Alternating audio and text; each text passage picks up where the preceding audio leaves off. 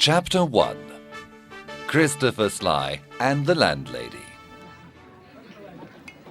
It was a beautiful summer's day in the quiet and peaceful Warwickshire countryside.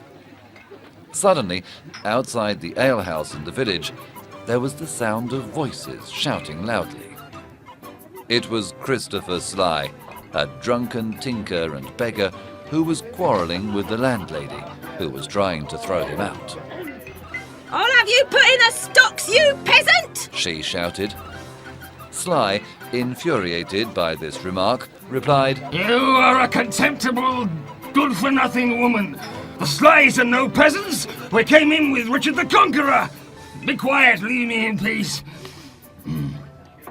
The landlady had no intention of giving in to Sly. "Are you going to pay for your drinks, or shall I call a constable?" she shouted loudly. "I am not going to pay a penny. Call whoever you like," replied Sly, and he rolled over and fell asleep on the ground. The landlady rushed off to find the village constable. At that very moment, a lord was returning from a long and tiring hunting trip with his train of huntsmen and servants. While he was telling his servants to take care of the exhausted hounds, he noticed Sly lying on the ground in a drunken stupor. "What is this?" exclaimed the lord in surprise. "Is this man dead or drunk? Look and see if he's breathing," he said then to one of his huntsmen. The huntsman bent down close to Sly and looked carefully at him. "Yes, my lord, he is breathing," he replied.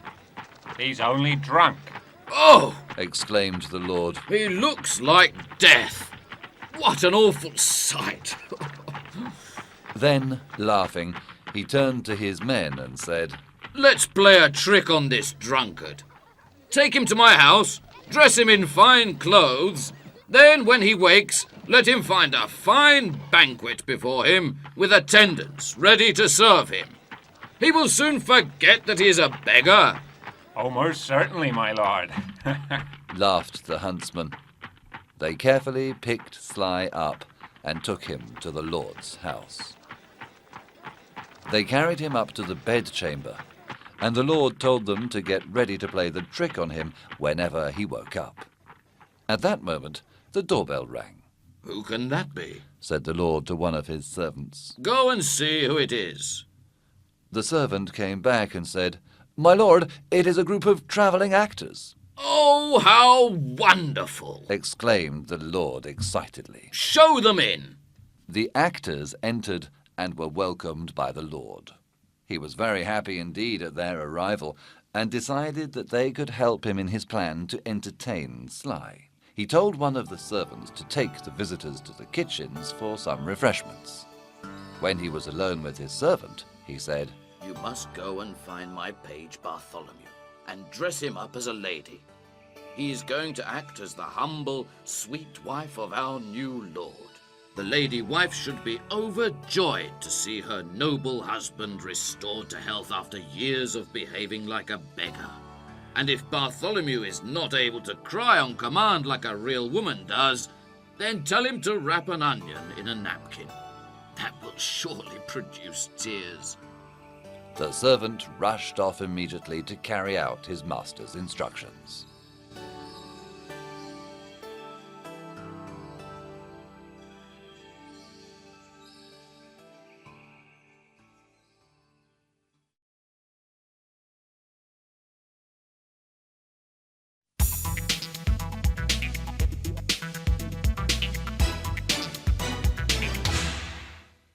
Chapter 2. The Company of Actors. Meanwhile, upstairs in the lord's bedchamber, Sly woke up and found himself dressed as a lord with servants ready to attend him.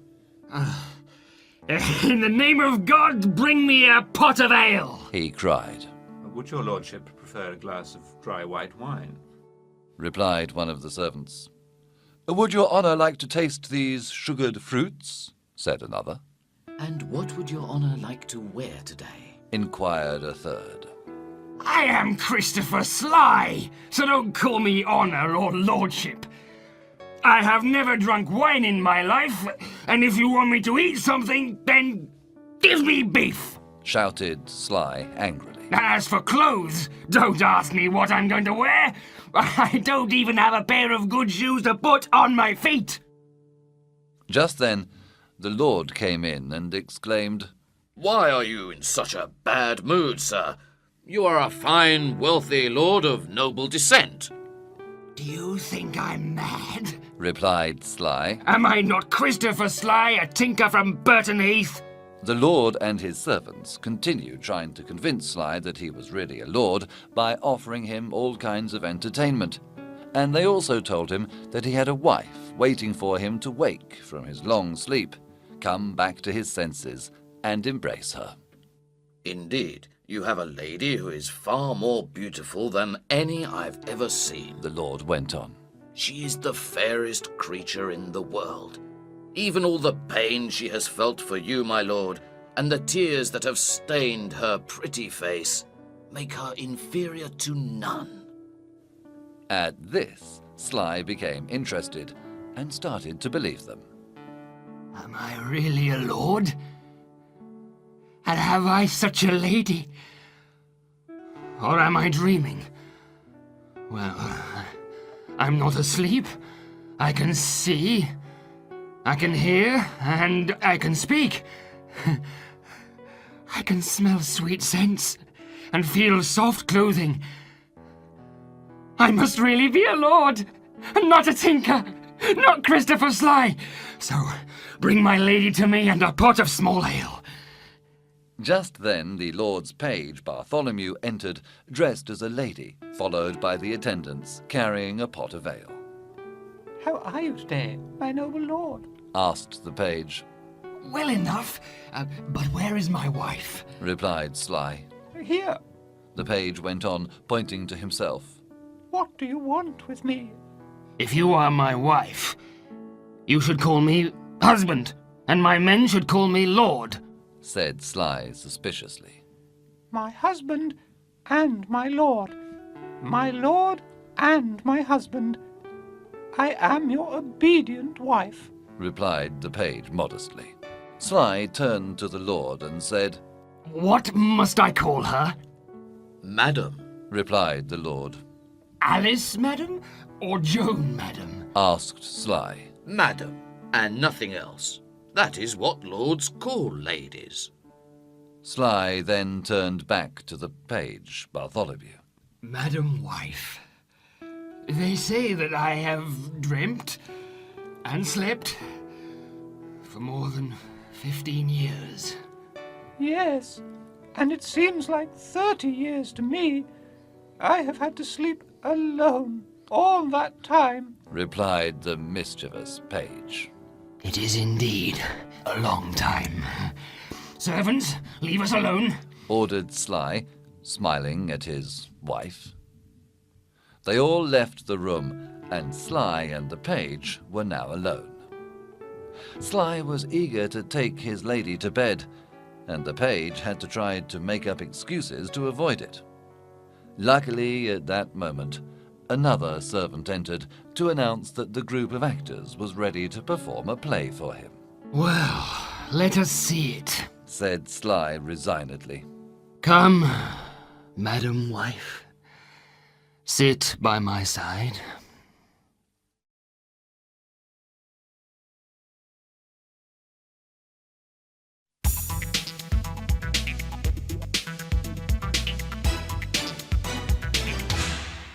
Chapter 3. A Husband for Katharina. Lucentio, son of Vincentio, a rich merchant of Pisa, had been sent to Padua to study the arts. While he was talking to his servant, Tranio, in the square about how happy he was to be staying in that beautiful city, he was interrupted by the sound of voices. Baptista, a wealthy citizen of Padua, was explaining to two gentlemen suitors for the hand of his youngest daughter, Bianca, that they could not court her until the elder sister, Katharina, had got married. It is no good. I have made my decision. I will not change my mind. He was saying firmly. Why doesn't one of you court Katharina? Oh, no. Replied Gremio, the elder of the two men, laughing. She's much too rough for me.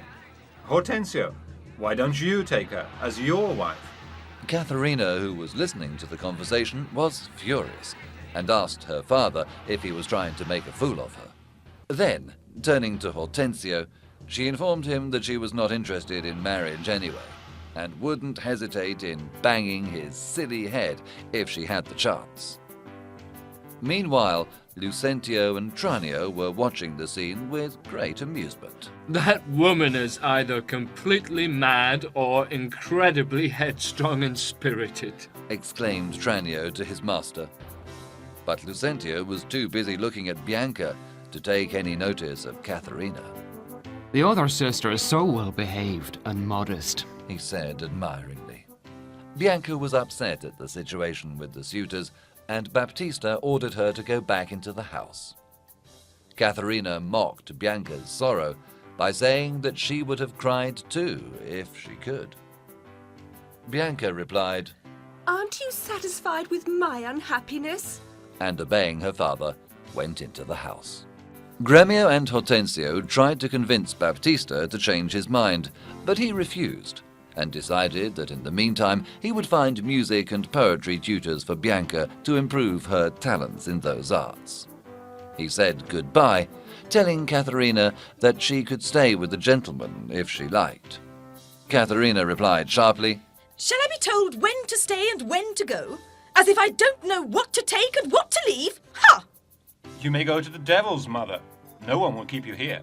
replied Gremio mockingly, and turned away from her to talk to Hortensio.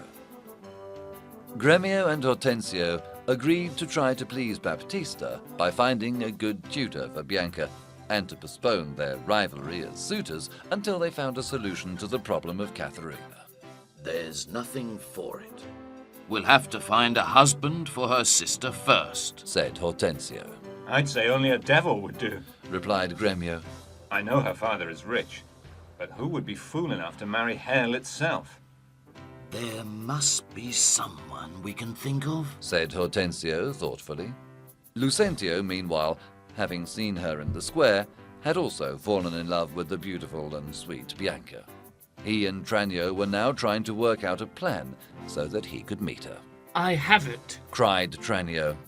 You will be her tutor. yes, Replied his master excitedly. and you will take my place. You shall be the master, with the house and servants and style of living that I would usually have. And I will make Biondello serve you and keep our secret while I go to play the tutor. I will be happy to be Lucentio. Replied Tranio, smiling.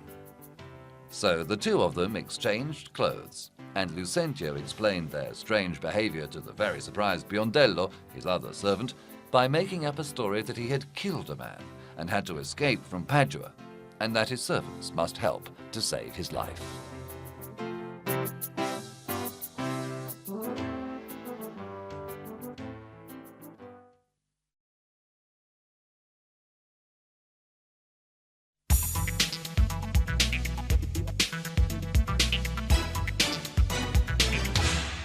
Chapter 4. A Tutor for Bianca. Petruchio, a gentleman from Verona,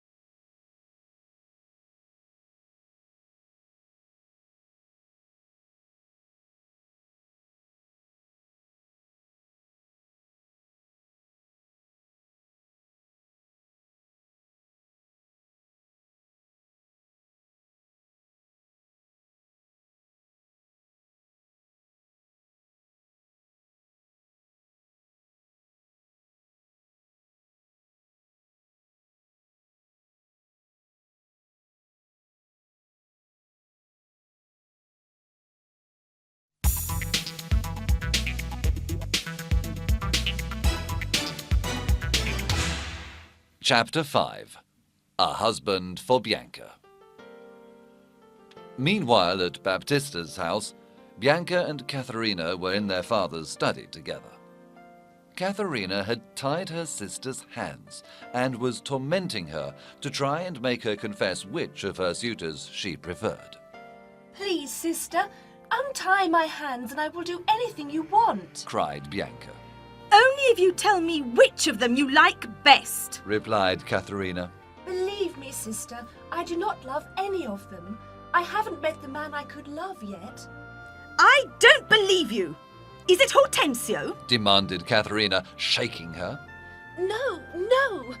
But if you like Hortensio, I could speak to him for you, Said Bianca desperately.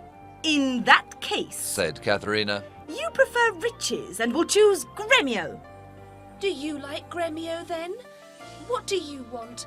Oh, please, sister, don't joke with me. Untie my hands. Begged Bianca, confused. I'll show you who is joking. Shouted Katharina, striking Bianca on the head. Luckily, Baptista heard all the noise and came to see what was happening. He untied the weeping Bianca and sent her into the house. While he was telling Katharina off, all the suitors arrived.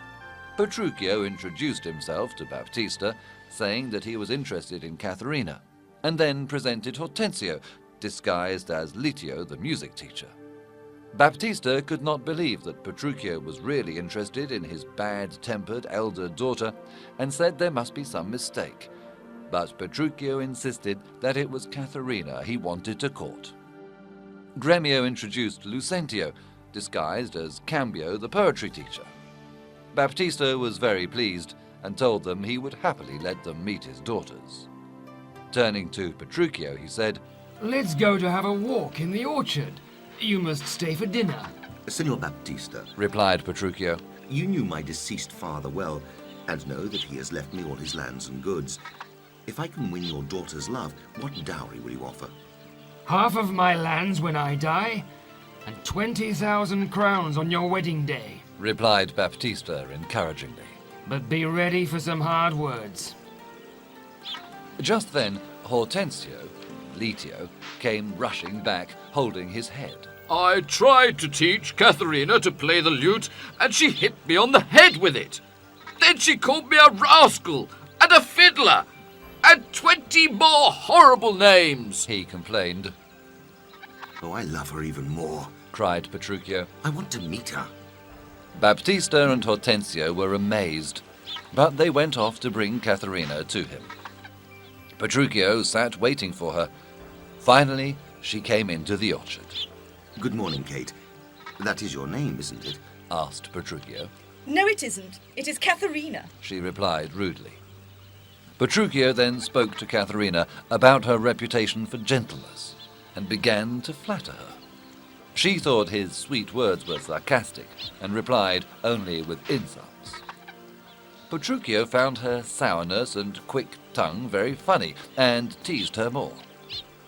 When she understood her rude words had no effect on him, she hit him, If you hit me again, I'll hit you too. said Petruchio calmly. Then he told her, Your father says you may be my wife, and whether you like it or not, my lady, I will marry you. I am going to tame you. When Baptista, Gremio, and Tranio came back, Petruchio told them confidently that he had won Katharina's heart. Katharina denied it all, but Petruchio convinced them that while she was bad-tempered in public, the girl was sweet and loving in private, and couldn't wait to become his wife. He fixed the wedding day for the following Sunday and left for Venice to buy Katharina some new clothes for the celebrations. Tranio and Gremio then asked Baptista for Bianca's hand. I am your neighbor, and was your suitor first. Exclaimed Gremio. but I am the one who loves Bianca more. Cried Tranio. After a moment, Baptista announced, I will let my daughter marry the one who can offer her the most wealth. The disguised Tranio was able to outbid Gremio with all of Lucentio's wealth. However, Baptista insisted that Lucentio's father would have to guarantee the inheritance that his son claimed to have.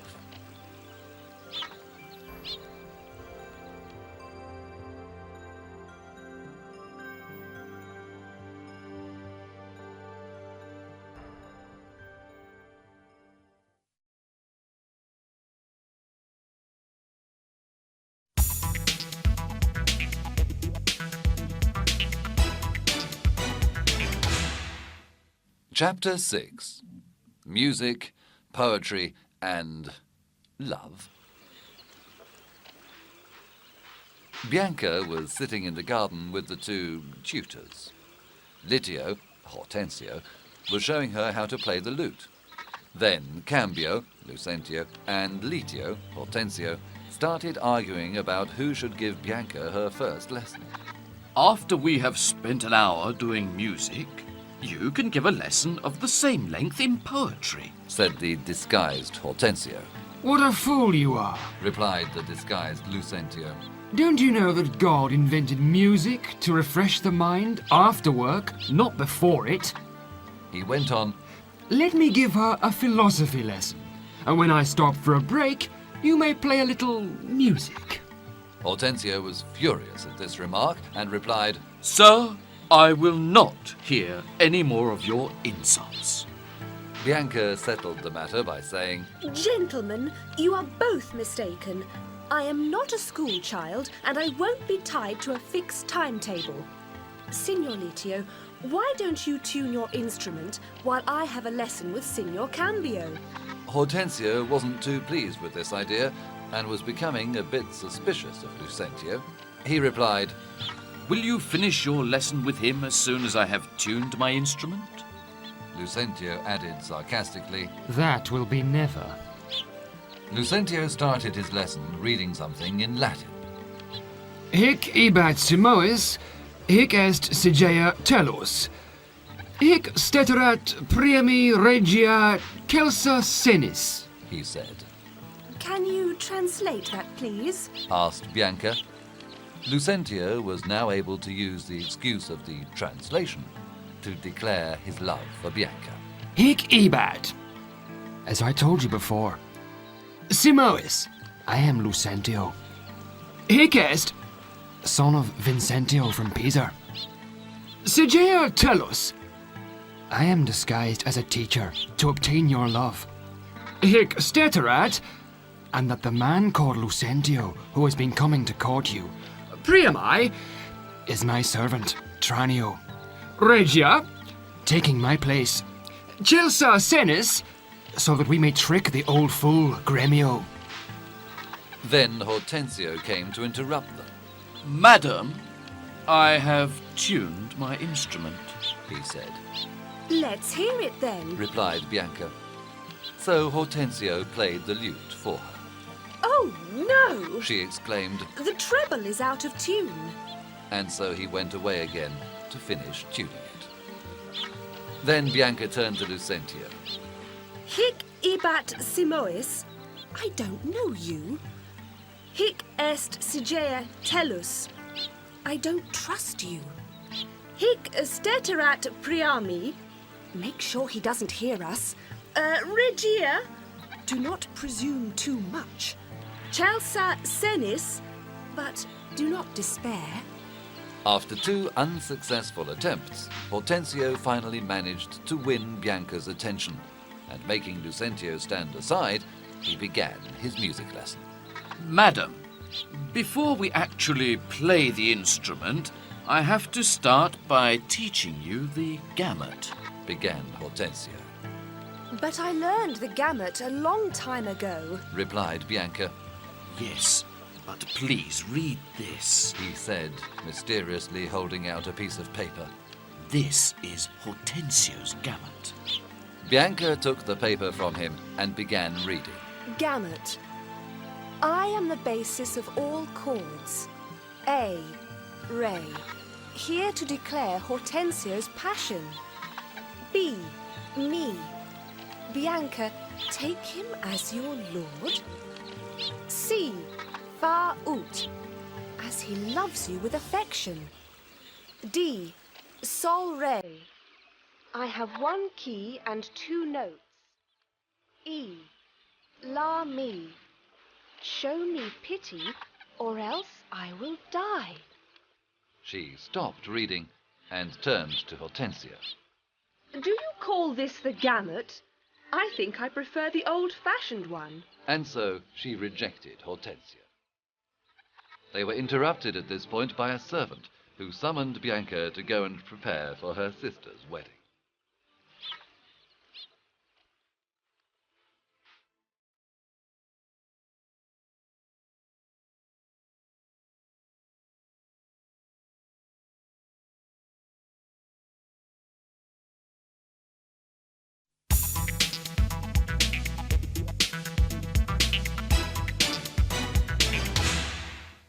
Chapter 7. Wedding Bells.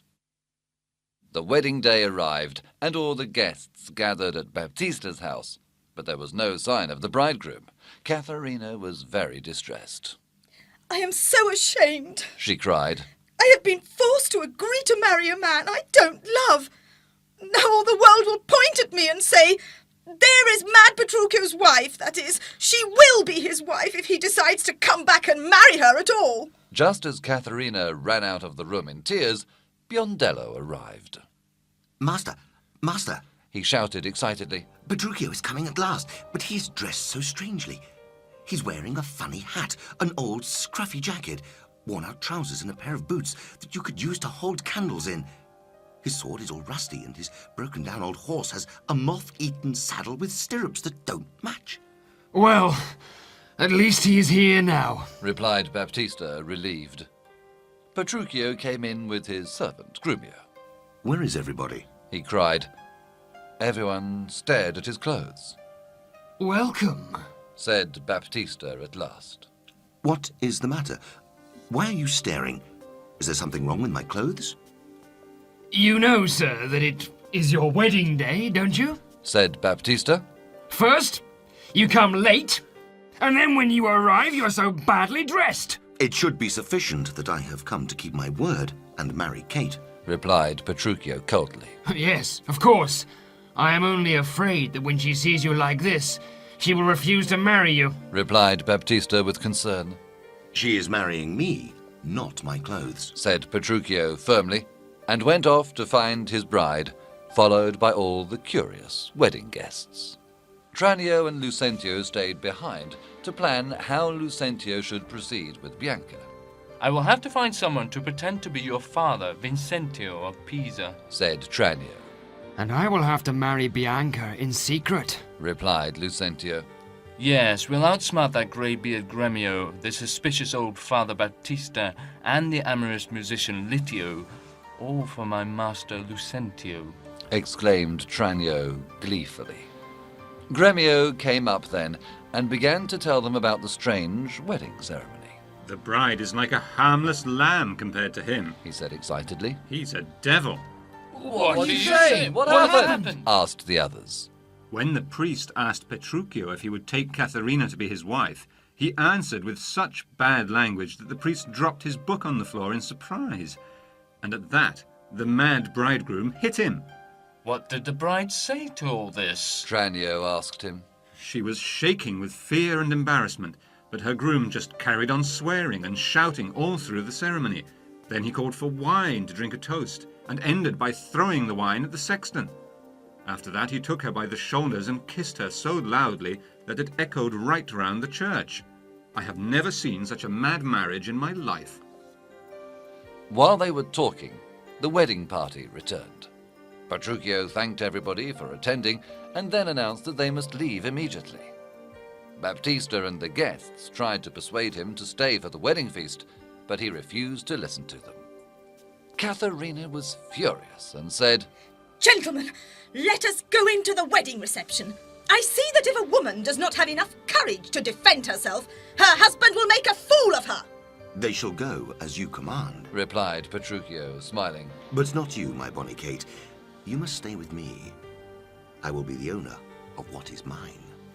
Then he turned to the staring guests and shouted, These men are thieves, not guests, that try to keep you from your husband who loves you so much. And drawing his sword and shaking it at them fiercely, he took Katharina by the arm and pulled her out of the house after him.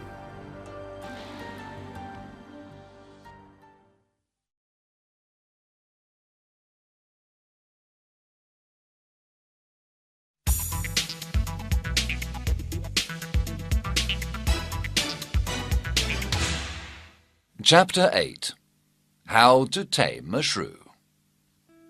Grumio arrived first at Petruchio's house to warn the other servants to prepare for the arrival of their master and mistress. Curtis, another servant, came out to greet him. I am freezing cold, Curtis, and I've had a terrible journey. Quick, light a fire, complained Grumio. Are my master and his wife coming? Asked Curtis. Yes, Yes, so hurry up and light a fire, or else I'll complain about you to our new mistress when she arrives, replied Grumio, irritated. He asked Curtis if everything was ready for their master's arrival. Where's the cook? Is supper ready? Is the house tidy? Are the servants all dressed in their best clothes? Everything is ready, Grumio, replied Curtis reassuringly. But now, tell me all about your journey. It was terrible. Grumio began. Our lady's horse fell in a very muddy place, and she fell under it, and her wedding dress got covered in mud. Our master left her there with the horse on top of her, and beat me because her horse had stumbled. Then she waded through the dirt and pulled him off me. He was swearing, she was praying, and so many other awful things happened that I don't even want to remember them. Hush, said Curtis, laughing. I can hear our master coming. Petruchio burst in then, shouting, Where are those damned rogues? Why was no one at the door to help me dismount or take my horse? Where are Nathaniel, Gregory, and Philip? We're here, sir. Here, sir. Here, Here, sir. Here. replied the three servants all together.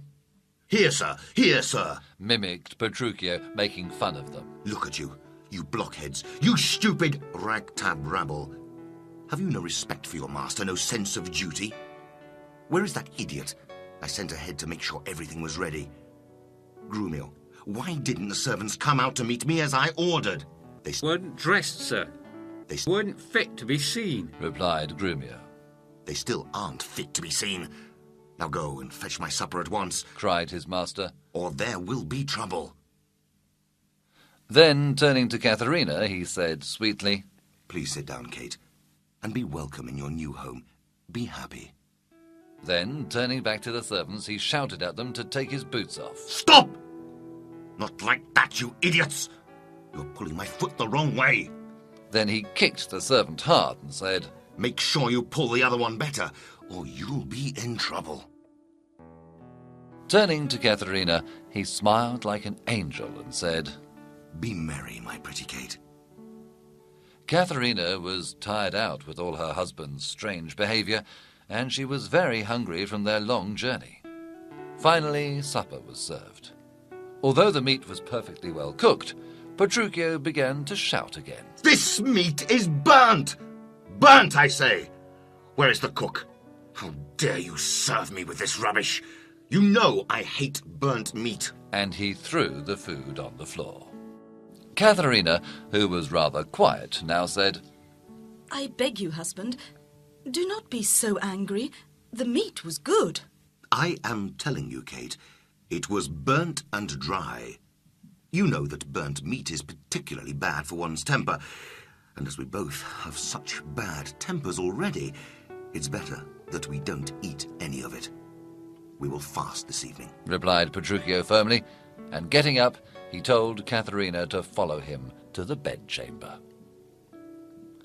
The servants were in a state of shock. Peter, have you ever seen anything like that before in your life? Exclaimed Nathaniel. No, Replied Peter. but I'm sure our master's strange behaviour means something. I think he's trying to beat his contrary, bad-tempered wife at her own game.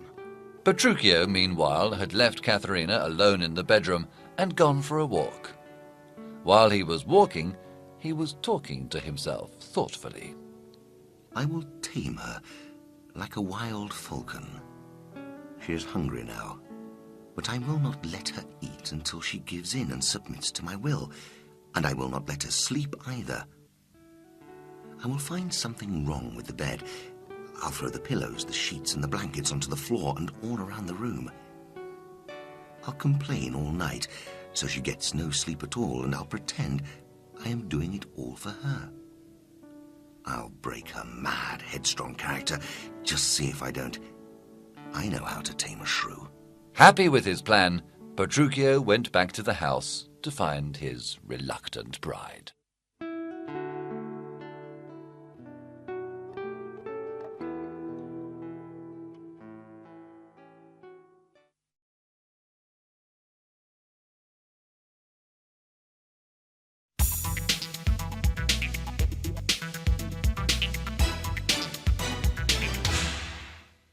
Chapter 9. A Father for Lucentio. Back in Padua, Hortensio, still disguised as Litio, brought Tranio, still in disguise, to Baptista's house to watch Lucentio courting Bianca during her lessons. I don't believe you, said Tranio. She has encouraged me to court her. Well, sir, to prove what I have said, just come and look at the way he is teaching her, replied Hortensio. They listened to Bianca and Lucentio declaring their love for each other. Now, do you believe me? Hortensio asked Tranio. Oh, cruel love, cried Tranio, pretending to be upset. This is incredible. Hortensio himself was so angry that he pulled off his disguise and revealed his true identity to Tranio. They shook hands and both agreed not to court Bianca any more, as she was obviously a frivolous, faithless creature. Hortensio then left, saying that now he was no longer in love with Bianca, he had decided to marry a wealthy widow he knew in the city. The marriage was to take place in 3 days. Tranio went off to find his master to inform him that their plan was working perfectly. While he was telling him all the details, Biondello came rushing into the garden. Oh, Master, I have finally found someone to do the job. He exclaimed excitedly. To act as my master's father. Who is he? Asked Tranio. Well, he's a merchant. He is well dressed, and he looks like a father, replied Biondello. What do you think, Tranio? Said Lucentio. Do you think our plan is going to work? If he believes the story I'm going to tell him, he'll be happy to impersonate your father Vincentio and confirm your inheritance to Battista Minola. Now, master, take your lady into the house and leave me here to meet him, replied Tranio, smiling. Tranio went outside to meet the merchant. Welcome to Padua, sir, he said. Are you travelling far? This is the farthest I'm going to travel for a week or two, and then I'm going to Rome and on to Tripoli, replied the merchant. And where are you from, sir? Asked Tranio. From Mantua, the man replied. From Mantua? Tranio gasped, pretending to be shocked. Oh, no. Then you are risking your life here in Padua. My life, sir? What are you talking about? Stammered the merchant, surprised. How, may I ask? This sounds serious. Haven't you heard, sir? The Duke of Padua has had a terrible quarrel with the Duke of Mantua, and has ordered that any citizen of Mantua found in the city of Padua is to be executed immediately, said Tranio, elaborating on his invention. But this is terrible news, cried the merchant. I have urgent business to finish in Padua, money orders from Florence, I'm as cashier. What am I going to do? Tranio thought for a moment. His plan was working well, but now he had to convince the merchant to impersonate Vincentio. Well, sir, he said slowly, maybe I can help you out of your difficulty. But first tell me, have you ever been to Pisa? Yes, I have been there often, replied the merchant, rather surprised at the question. And do you know Vincentio? Went on Tranio. I have heard of him, of course, and how rich he is, the other replied. Why? He is my father, said Tranio, and he looks rather like you, sir. I have thought of a plan. To save your life, I will let you impersonate my father. You must come to my house and take his name and position until your business is done in this city. Oh, thank you, young man, cried the merchant gratefully. You have certainly saved my life. So they shook hands and set off together for Lucentio's house. By the way, added Tranio casually as they were walking along, there are some people at my house who are waiting to meet my father, as he has promised to guarantee my inheritance. I'll tell you all the details later. First, you must change into my father's clothes.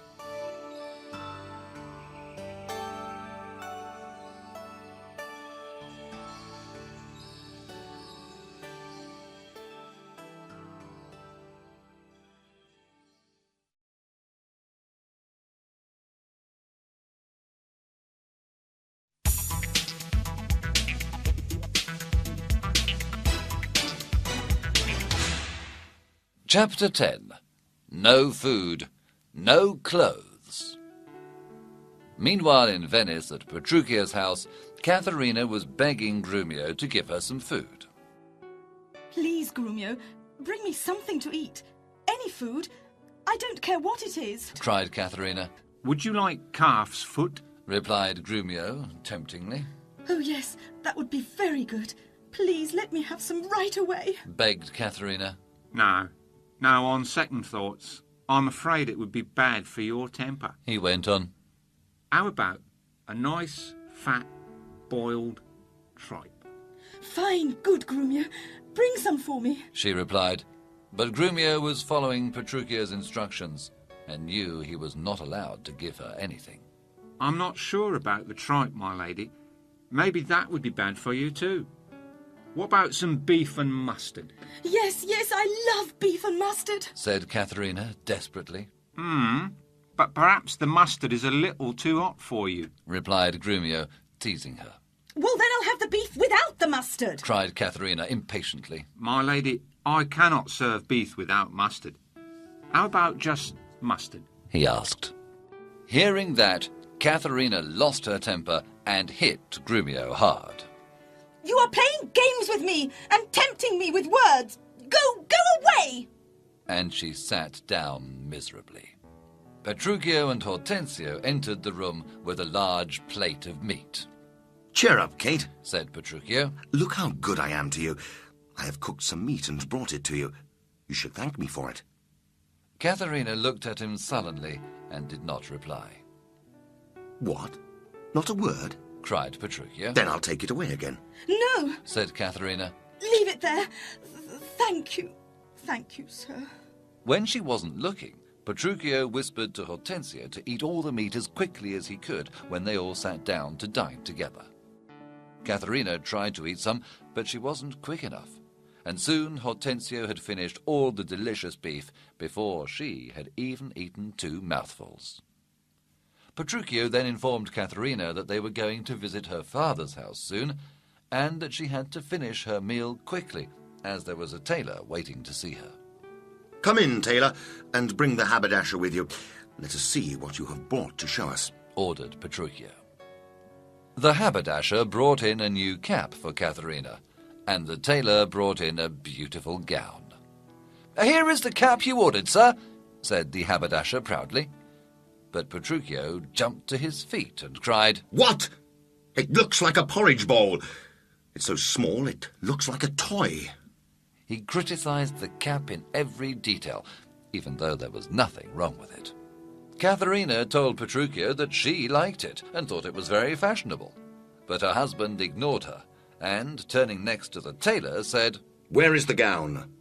The tailor came forward, holding a beautiful, rich dress in his arms. Oh, God, shouted Petruchio in horror. What kind of fancy dress costume is this?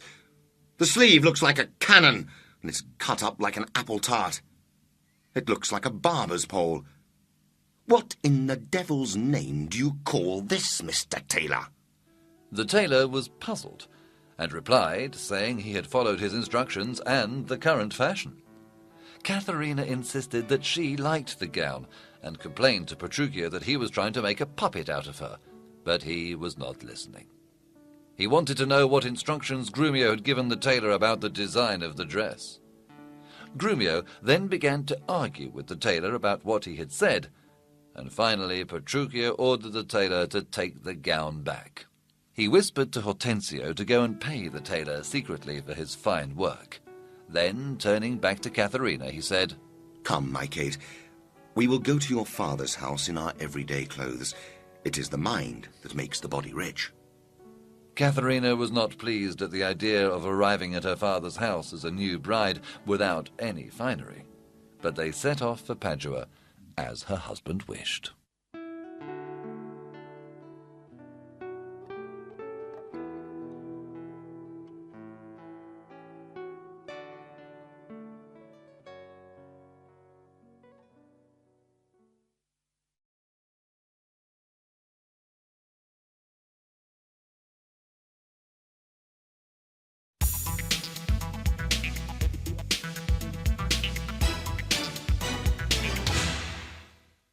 Chapter 11.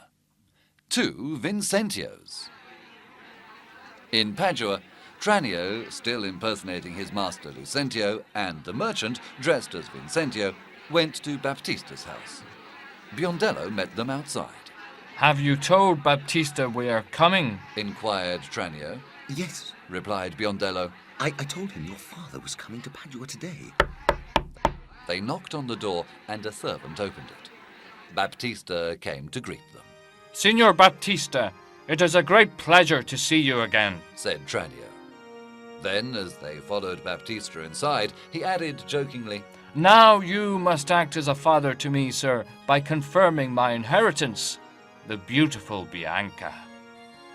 The merchant stepped forward and addressed Baptista.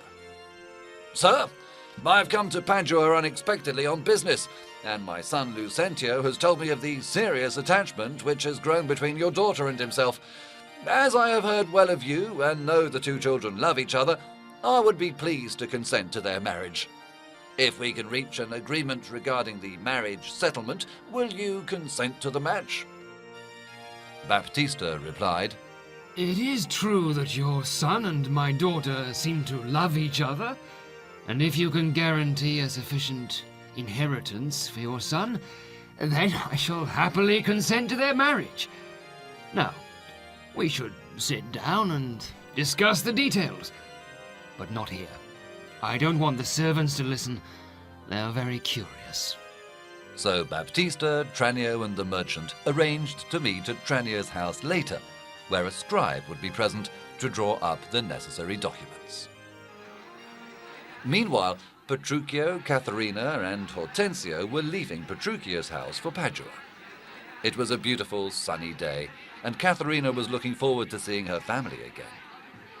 While the three of them were walking to their horses, Petruchio suddenly pointed to the sky and exclaimed loudly, Good Lord! Look how brightly the moon is shining. Katharina looked at Petruchio in surprise and corrected him. The moon? You mean the sun?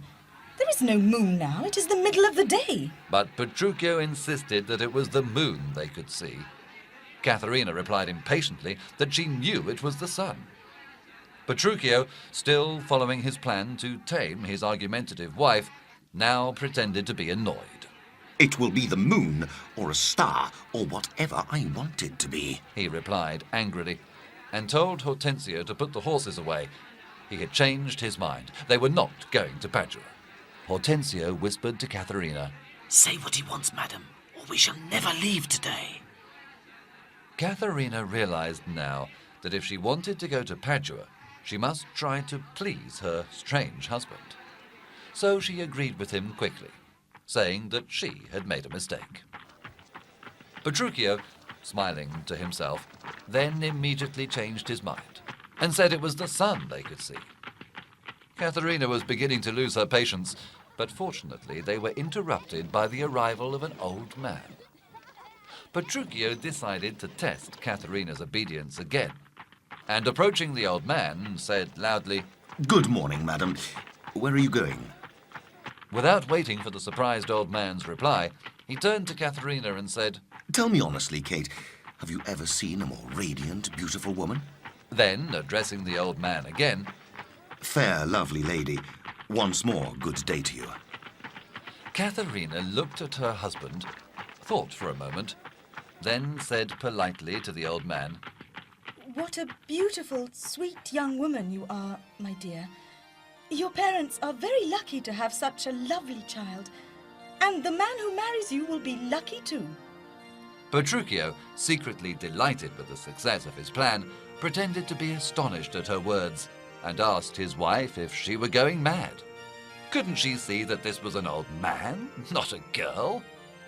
Katharina went red, and everyone waited for her to lose her temper, but instead she replied meekly that she was sorry and that the sun had got in her eyes. Petruchio asked the old man who he was and where he was going. He replied, My name is Vincentio. I live in Pisa, and I am going to Padua on a surprise visit to my son. What is your son's name? Inquired Petruchio. Perhaps I know him. Lucentio, replied the man.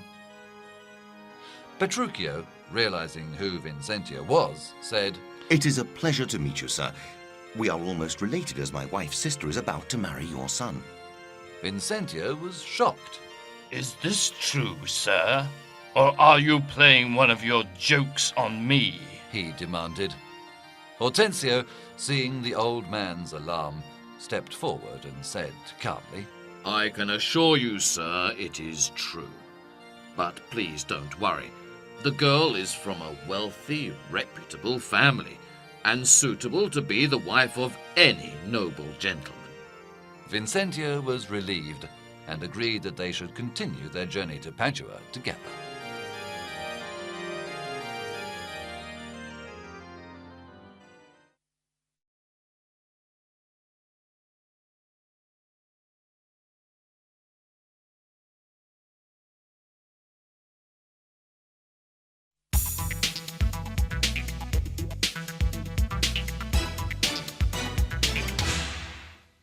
Chapter 12. A Wife's Duty. When they arrived at Lucentia's house, Vincentio invited Petruchio and Katharina to come in for something to drink, and knocked loudly on the door.